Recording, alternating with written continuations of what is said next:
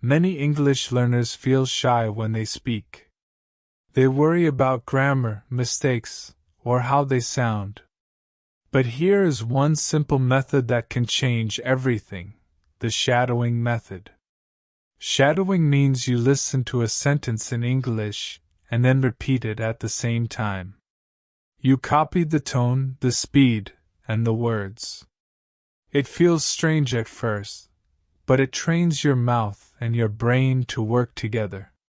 Start with short clips from a podcast, a movie, or even a YouTube video. Listen to one line. Then repeat it with the speaker. Do this for just 5 minutes a day. You will notice that speaking becomes easier, faster, and more natural. The best part? You don't need a partner, a class, or perfect grammar.